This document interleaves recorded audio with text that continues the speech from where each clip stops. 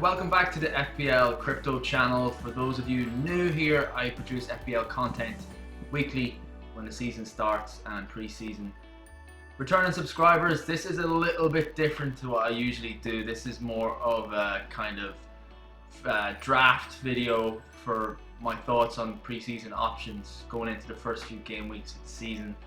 So it's a little bit more long-winded than I usually do, but it's a bit of fun to see what options are on the table at the moment, what everyone's thinking, and get some feedback off you guys, the viewers, as to what key decisions you have to make on your team. I get a lot of my information from Twitter, so the FPL community is alive and kicking on there. And if you haven't checked out Twitter before, join and look me up at FPL Crypto. The handle is up there, and follow me, I'll follow you back, and we can have a chat. And it's a good way to kind of gauge what people are thinking in terms of team selections, popular player picks, tactics, strategies, all things FPL. So it's a really good place for knowledge, a great knowledge base. So if you haven't checked that out, check out Twitter. I do a 6 picks competition, which will start at the end of, well, probably after Community Shield. I'll launch it, and you can enter here on YouTube through the comment section. And pretty much it's a side game. It's on a week-to-week basis. 6 categories. You choose 1 player in each category, and your total points is FPL points for each player. You win a cryptocurrency prize at the end of each game week too. So it's free entry, and you can win a prize. So why not join? There will be a link to the video for the draft contenders for the 6 picks competition towards the end of this video, and it also gives you an explainer as to how to play. So stay tuned for that one. In terms of drafts, now I know a lot of you guys have been playing around with different teams for a long time now. Like, I've been on Twitter, and there's different people have different drafts, 3 or 4 different drafts every single day. It's crazy. For what you see in front of you right now, this is what you see if you just joined the game. So when you haven't chosen any players, you've got your 2 goalkeepers, 5 defenders, 5 midfielders, and 3 forwards to choose. There's like 1.8 million players at the moment, so most people most people haven't joined yet, haven't played the game. Maybe you're looking at this for the first time and you're thinking, where do I even start? So I'm going to give you like a basis of what I am thinking are my potential starters for game week 1 and beyond. Hopefully it helps you guys. If you have any kind of criticisms, feedback, if you of any sort, stick them in the comment section. I'll put thought into it, and obviously change my team as the couple of the days progress towards game week deadline, which is, what is it, August 9th? So yeah, Friday 9th of August, it's 2 o'clock my time, that's 7 p.m. GMT. It's the Liverpool-Norwich game, so really looking forward to that. Not long to wait at all, really, at this point. So 100 million to spend, 15 players to select.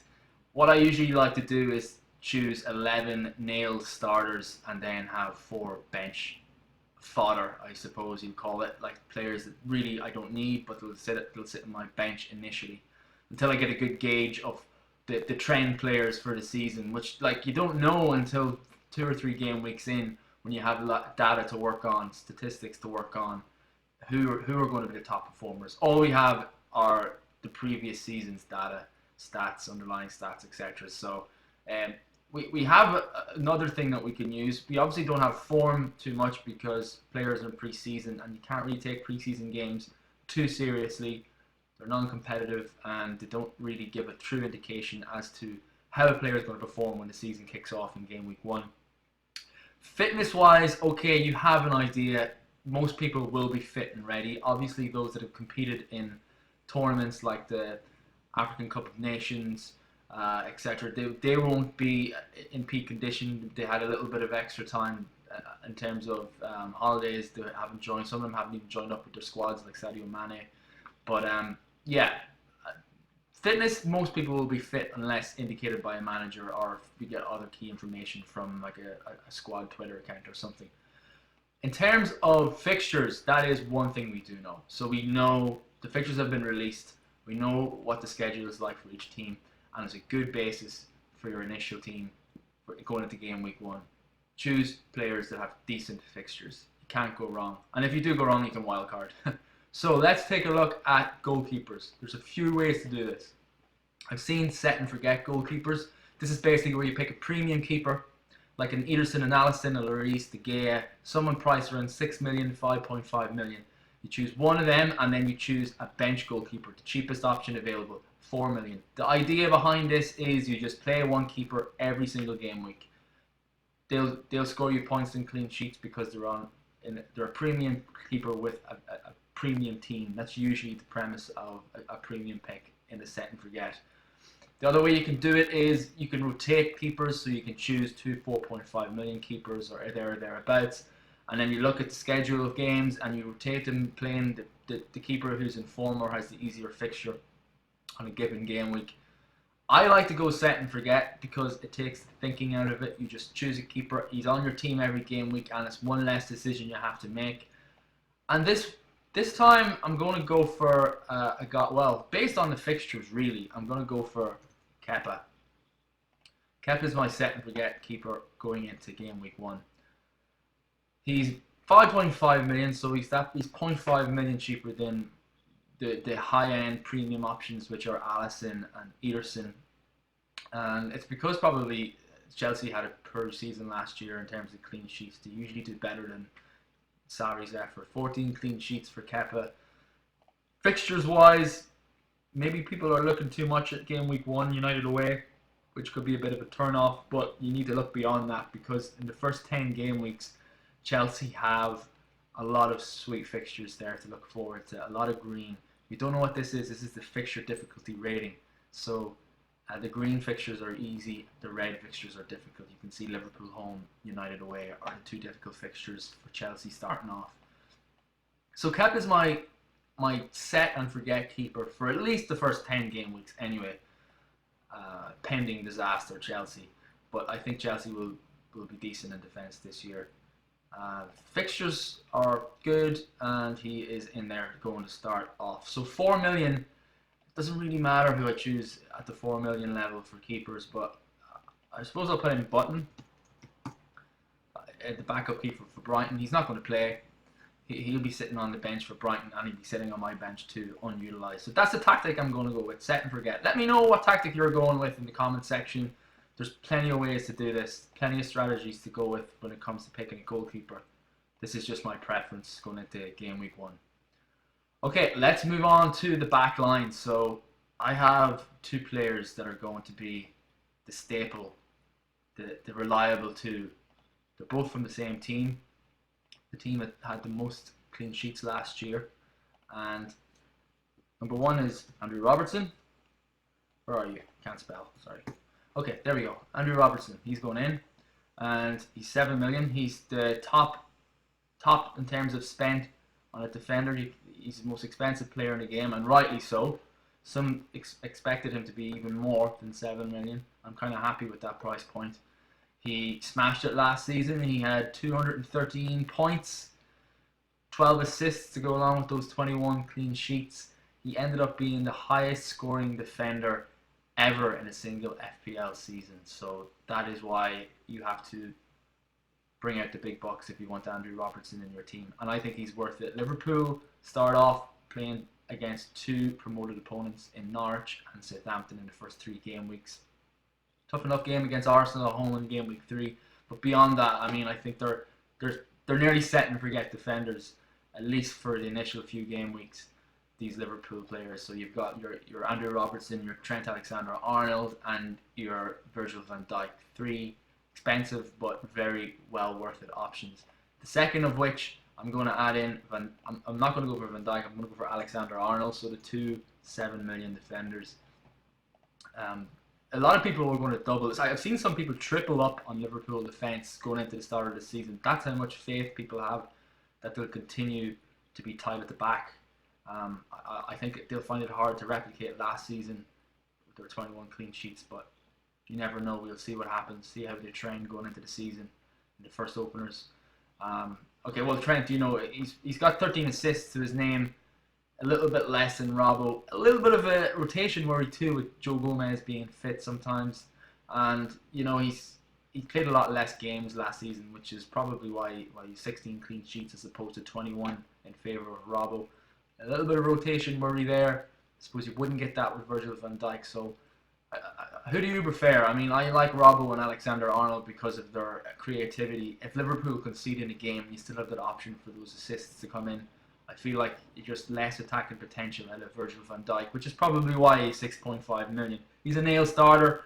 He's probably going to play every game this season that he's available, but yeah, it comes with a pinch of salt. So let me know in the comments who you guys think you're going to go for Liverpool-wise in defence. Or maybe you're avoiding Liverpool defence at all, in its entirety. That's fine too. I mean, you Salah and Mane up front, they have firepower up there, so there's different ways to play this game.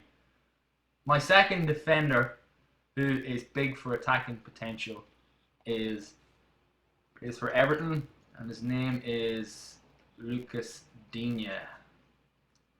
I can't find him. Again, what is wrong with me? Why can't I type it? Okay, there we go. Lucas Digne. 6 million.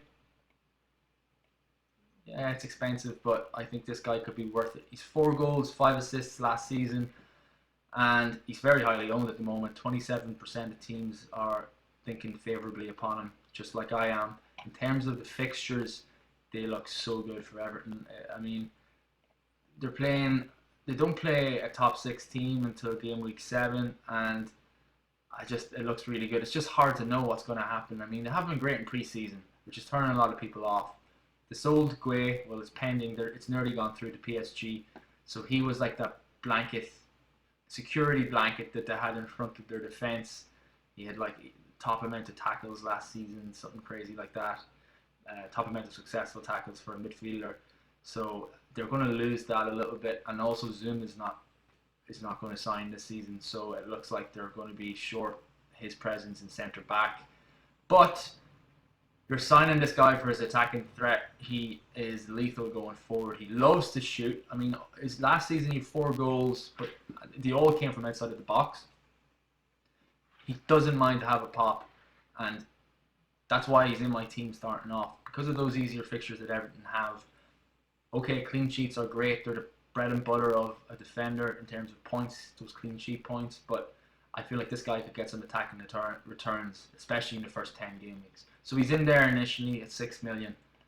I need to go cheap now, so I've spent 20 million on 3 defenders. That's a lot. So I need to fit 2 more defenders in. I'm going to put in 1 utility player, and I'm going to put in 1 budget enabler. So utility player is going to be 4.5 million.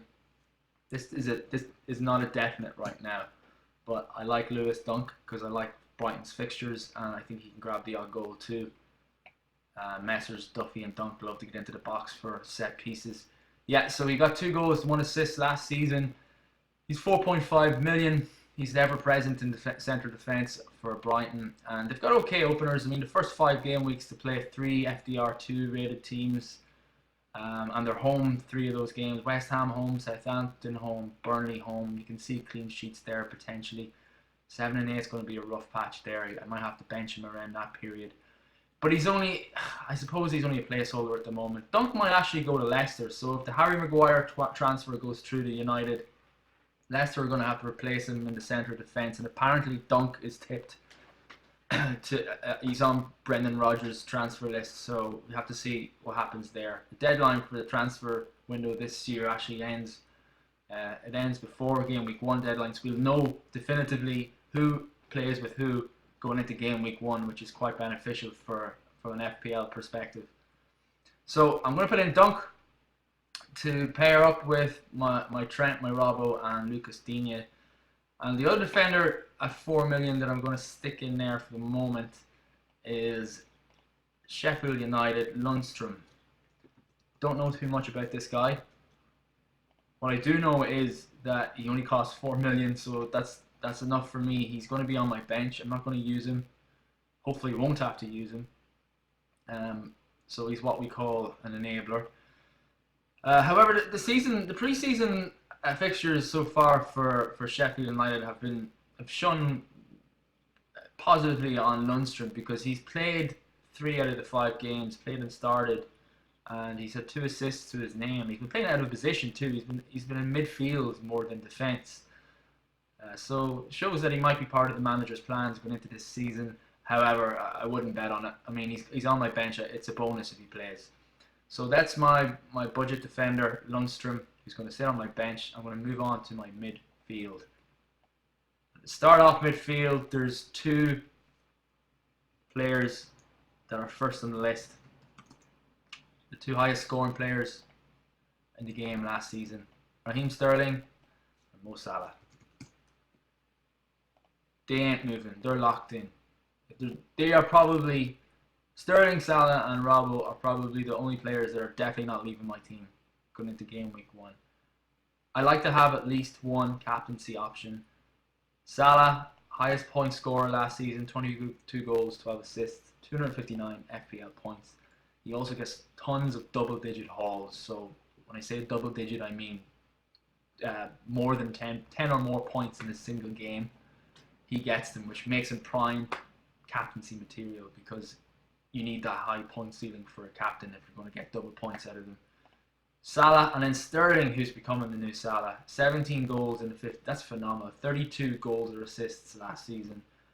And rumours are that he's going to start in like Aguero's position going into the first few game weeks as Aguero recovers from Copa America. He's not going to start the first game week, I don't think, anyway, because he's still in pre-season holidays. So fixtures wise, okay, fine for him. It doesn't matter. I mean, if you have Sterling and Salah, they're going to perform no matter what the fixture is. Fixture proof is the term that's used quite a lot in the community, and these guys certainly are. Sterling might be a rotation worry, not this early on in the season, in my opinion. He's the first name on the team sheet for Pep Guardiola. So that's my basis for my midfield, Salah and Sterling. I need to complement them now, and I feel like Maddison for Leicester is going to have another great season, improve upon his breakthrough season last year. It's 7 goals and 7 assists against last season. 8 clean sheets, which doesn't matter too much. He's 7 million and 13.7% of teams selected by. Leicester are interesting. Okay, they don't have most easy of starts, but they're assembling quite a nice squad under Brendan Rodgers in pre-season. They acquired smartly. They got Perez, Ayuzi Perez, record transfer. Tielemans came in, which was a great acquisition. And then you've got other players that are still there from last season, like Vardy and Ashley Barnes, or Mark Albrighton, all very creative players. Vardy's just an out-and-out goal scorer. There's a few options you can go for. I just feel like Maddison's kind of sneaking under the radar a little bit. He's on set pieces. He creates the most chances in that team, and I just feel more comfortable going with him to start off the season. I can always switcheroo, so I can, for 0.5 million less, for instance, I can go for Perez or Tielemans, who play in the same team and are probably going to start in the same manner as Maddison.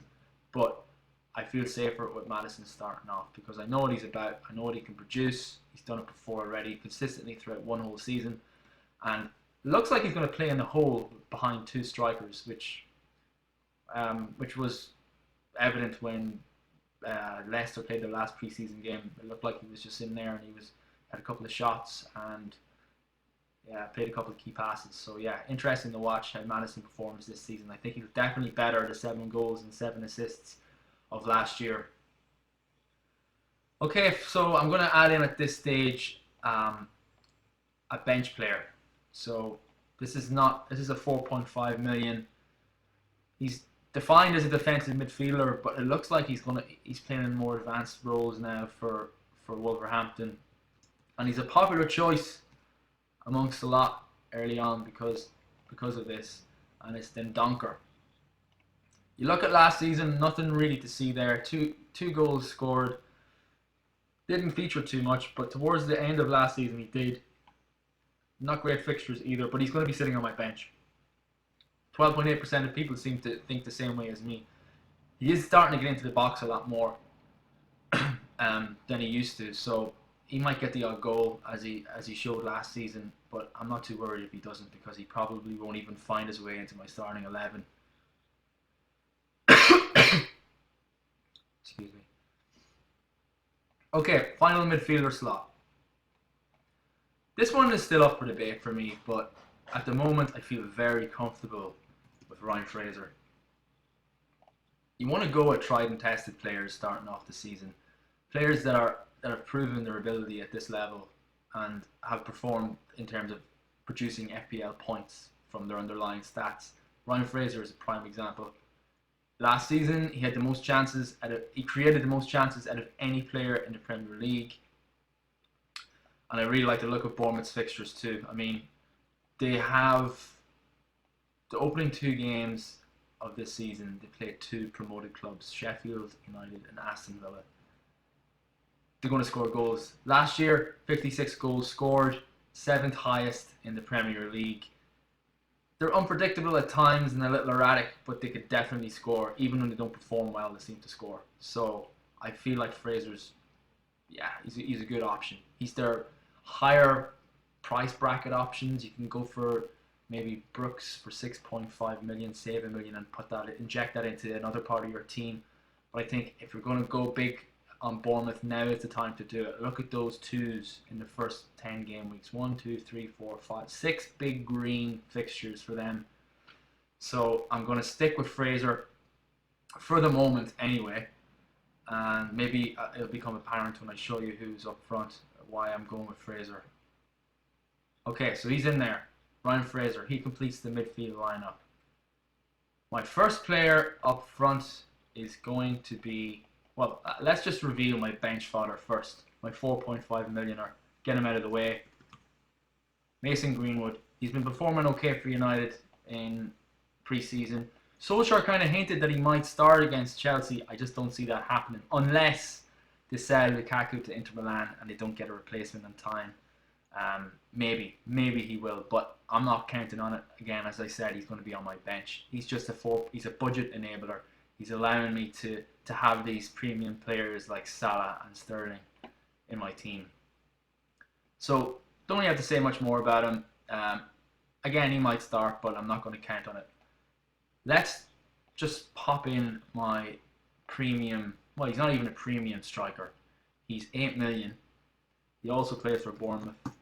And he had a cracking season last year, even though he was injured for part of it. He does have issues with injury. Callum Wilson. Look at his record in terms of seasons. He's improved remarkably every single year. And 14 goals, 12 assists, 2018-19, 168 FPL points. Again, look at those fixtures for Bournemouth. They're just so tasty. They look really good. I feel like even if they don't win a majority of those games, he'll score a lot of goals. And he combined a lot with Ryan Fraser last year. Obviously, Joshua King is on people's minds. And I have had him in previous drafts. He is on penalties. He does start. I just feel like Fraser, if you're going to do it right for Bournemouth. This is the best period on paper for them. The start of this season is when they should be trying to accumulate points. So now is the time to go big with the Bournemouth players. See if they produce for you. If they don't and they fail miserably and they're stuck in the relegation zone after 3 or 4 game weeks, that's fine. Just shift one off. Get rid of them. You have your free transfers there to utilise every week. But at the moment, I'm going to put faith in the fixtures and the fact that these guys performed and combined well last season. Fraser and Wilson are in my team. Last but not least, this is my risky pick at the moment. I've got 6 million left to spend. And there's a few players at that level, a few players at the 6 million price tag. But I'm going to go with a promoted player. Now, a lot of people say don't do this. When teams get promoted, give them a couple of game weeks to settle in, see how they perform, see how they like the Premier League, the speed of the league. It could be a disaster, but this is the only risky pick I have really in my team, and it's Wesley. This guy signed from Club Brugge for Aston Villa earlier in the summer, and he's performed quite adamantly in pre-season. He scored a penalty. It'd be great if he was on pens at 6 million. Wow, with VAR coming in, that could be great, but definitely not confirmed. He scored a couple of goals apart from that also in pre-season. Looked lively, getting on the end of things. And Villa are putting together an impressive squad. They seem to be acquiring a lot of good attacking potential during pre-season. He's just a placeholder for now. I like him. Apparently, he sat out the last game in pre-season because of a niggling injury, but I'll keep my eye on it. Other options at that level, you've got Shea Adams of Southampton that seems to be a consistent goal scorer, as is Billy Sharp of Sheffield United, another promoted team, so I'm not too sure there. And then Dominic Calvert-Lewin is an interesting one. Again, look at those Everton fixtures. They're really, really encouraging starting off. Just don't know what type of team is gonna come out again. It didn't start last season too prettily, so maybe to avoid, but we don't know. Calvert-Lewin if I put Calvert-Lewin in there, I'll be doubling up on Everton, which is not a bad thing at all. And the only issue I would have with him in there is the fact that they could sign Zaha, and if Zaha goes to Everton, then Calvert-Lewin is down in the pecking order, and it might mean I reshuffle my team completely, because at 7 million he could be a steal. But let's just wait and see on that one. That's what I look like at the moment. Where are you guys looking at spending the majority of your funds starting off? I've gone in with Sterling, Salah, and 2 premium defenders. That takes up the bulk of my budget, and then the rest I've gone for tried and tested players to fill the gaps for the moment. And there's flexibility there too. We have our free transfers. We have that wild card that we can use game week 4, game week 5 if things just aren't going our way. But I feel like this is a nice setup to start off the season. Okay, so I'm gonna leave it at that. Before I kind of move on, I'm gonna tell you about some tools that I've been using that are freely available to all FPL managers. The first one is on the official Premier League site. It's called the Fixture Difficulty Rankings, and you can go to PremierLeague.com and search for it. FDR is just short for. And it's based on a complex algorithm developed by FPL experts, which makes it sound very confusing and complicated, but it really isn't. It's very, very simple. It looks like this. I've already printed it out. You can get it in PDF form through this link here.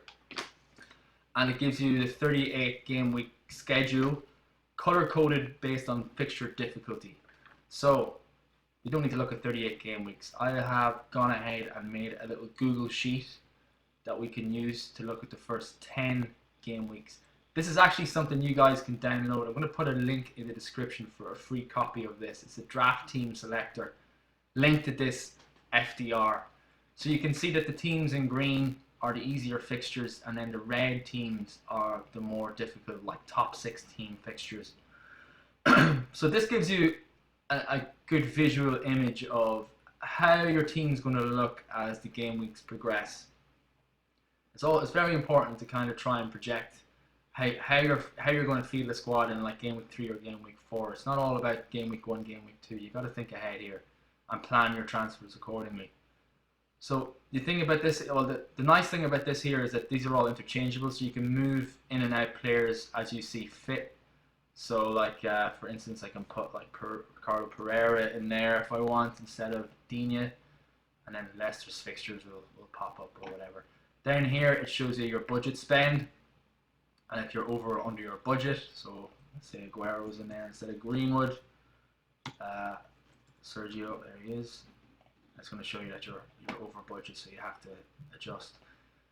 It's pretty cool.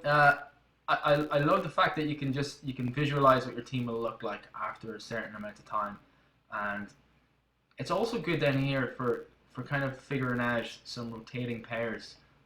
When I say rotating pairs, let's say for instance you had 2 budget keepers. No, let's say for instance you're looking for 2 4.5 defenders, and you're going to play one every week and bench the other. So I have Duncan Balbuena here. Dunk plays for Brighton. Balbuena is central defender for West Ham. And you're thinking you're going to choose one every game week. So this allows you to kind of visualize how that will happen, how the chain events will happen. So you bench Balbuena for game week 1. You're avoiding the City fixture. Game week 2 you can play either. Game week 3 you can play either. Game week 4 you're going to avoid City for Duncan Brighton. So you're going to play Balbuena at home to Norwich. Game week 5 you can choose either. Game week 6 Newcastle, so you're avoiding United, and so on and so forth, all the way through to game week 10.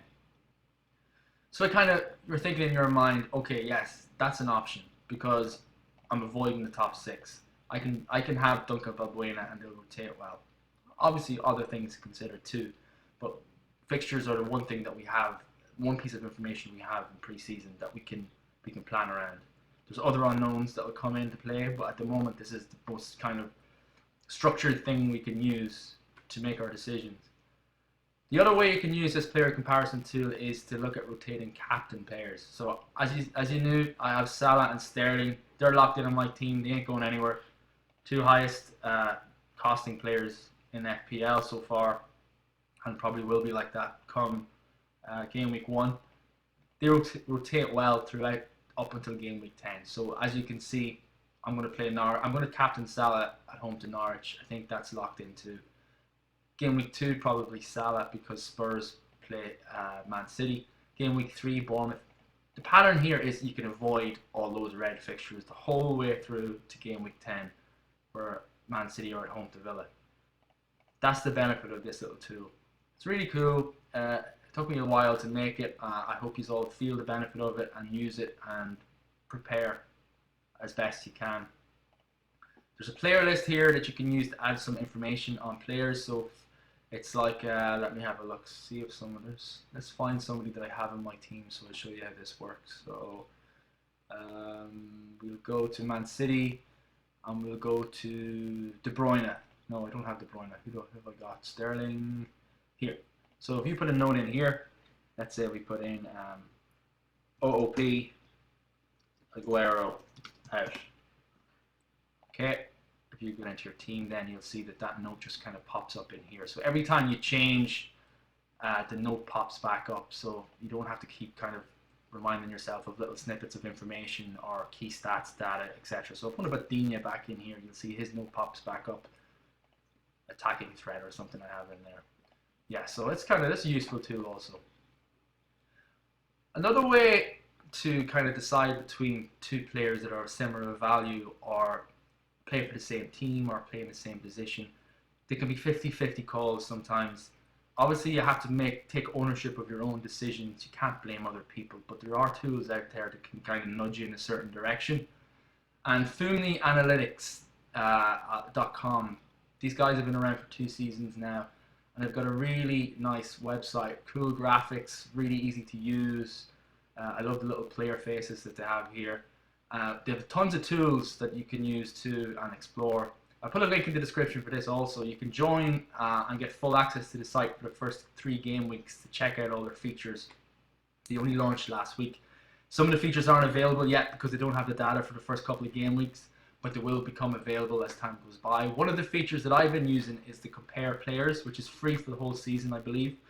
And I have an example here set up. So I have a Jose Perez, 6.5 million, midfielder for Leicester, and Yuri Tielemans, also 6.5 million in the Leicester midfield.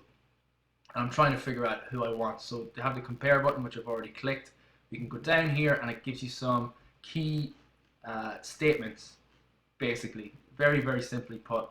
They're saying they're equally ranked, have equal value, as we knew, going down, and they're ticking off certain areas where they might give you a bit of an edge. So Perez is projected to score more points, and it's saying both players are available, and then Tielemans is a differential player, which doesn't always affect their choice, especially not this early in the season. And Jose Perez gets a tick. So I might be thinking, I just can't decide between Perez and Tielemans. I need some help, and this might edge me either way. It's useful. It's helping you make your own mind up. If you go further down, then you can look at some other little charts that they have set up here. So you've got a performance chart based on the last 18 weeks of the previous season. You can check out the FPL average points for the midfielder and compare it against Jose Perez's performance. The same for Tielemans. So you might look here and think, oh, okay, Perez had some whopper game weeks there where he scored well up amongst the top midfielder that week. Tielemans was more of a consistent performer but didn't have any peaks. So yeah, it's useful. You can really get the benefit out of this. So I advise us to go check out FuniAnalytics.com and test out some of their cool little tools, cool innovative tools. Another one of which is the projected points. So you'll get it here. I've opened it up in a new tab already. So look at this here. You have the first 5 game weeks, and they have an algorithm that kind of jumbles all the data together, calculates what a player is going to score for certain game weeks. So you can check this out. This is a free feature for the first 3 game weeks. I believe it might be paid afterwards, but for the moment you can access this to kind of set up your initial preseason drafts. Game week 1, then you can rank them all. It's showing that Salah total points will be 9.1, thereabouts. Now, a word of warning: this is not set in stone until 24 hours before the deadline. So obviously it'll be chopping and changing. New information comes in every day in FPL, and they'll update this. But they won't lock it in until 24 hours before the deadline for the game week. So it's interesting to note that they have 3 different time periods here, time spans. So you can look at the first 3 game weeks or the first 5 game weeks as opposed to just the single first game week. If you look at game weeks 1 to 5, for instance, you get a new set of data here. It's showing Salah again. No surprise, he's projected to score the most points. He's the most expensive player in the game, and he's historically done that. So. But look at Alonso there, and he's actually ranked in 2nd highest score for the first 5 game weeks, which is no surprise. If you look through Chelsea's fixtures earlier, they look pretty sweet, and if they click and Lampard gets it right early, then Alonso could easily bang. Although he's 4.5% owned, I think there's a little bit of confusion, a little bit of uncertainty over whether he's going to start ahead of Emerson come the start of the season, but we'll find out more. Again, as I said, this is not set in stone yet. But it's really interesting to know. So go check out the projected points tables for Fumni Analytics. It might help you make a decision on your team, especially 50-50 decisions. They're the most important ones to get right. They make and break your rank, and it can make or break your mini league too come the end of the season. So it's good to have all these kind of tools available and use them as well. That's pretty much it. Let's go back to my draft. So we have Friday 9th of August, so we have about 10 days left until FPL launches. We have opening fixtures. Liverpool on Friday night. Looks like a Salah captaincy for me, but it's still early. You never know what happens. Charity Shield to come to Liverpool against Man City. That could change everything. You never know. But yeah, really looking forward to the start of the season. Don't forget to hit the subscribe button if you like this type of content. I'll be producing more videos like this throughout the season. And I want to hear from you too, so get in the comments and tell me what you think about my draft. Also, Calvert-Lewin or Wesley. Is there any other players you think might do a job in there? I'm still not sure what to do. And what about Bournemouth in particular? Do you think Fraser and Wilson's the best pair to go with there? I think a lot of people are kind of saving money and doing the Brooks-King combo, which is also kind of interesting me. It would give me what, 6.5? It would give me 2.5 million to spread into my squad. Like 2.5 million might be the difference between a Madison and a De Bruyne. So a lot to be considered in my team also, as you all are probably the same. I don't mind doing rate my teams as well. So if you have a draft that you're not sure of or you want some advice on, I mean, I think it's always very important to make your own decisions, but I don't mind throwing an eye over it.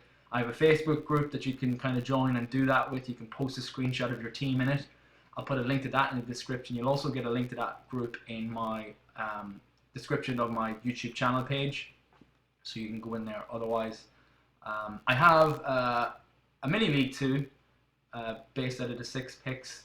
So it's called the FPL Crypto Mini League. The code is in the corner, CUUY35. There's a prize for the winner.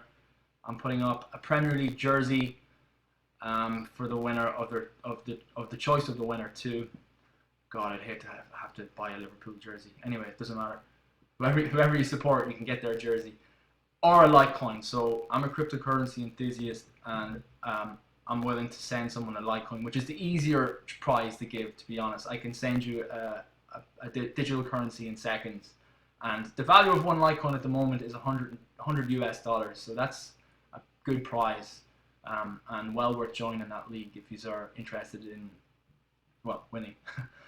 That's pretty much it. I hope you find all this information of value. Take care, and I'll be back probably after the Community Shield. Monday, Tuesday next week, I'm going to post my 6 picks for Game Week 1, and you'll be able to enter that competition to win the Game Week prize. So take care and happy drafting.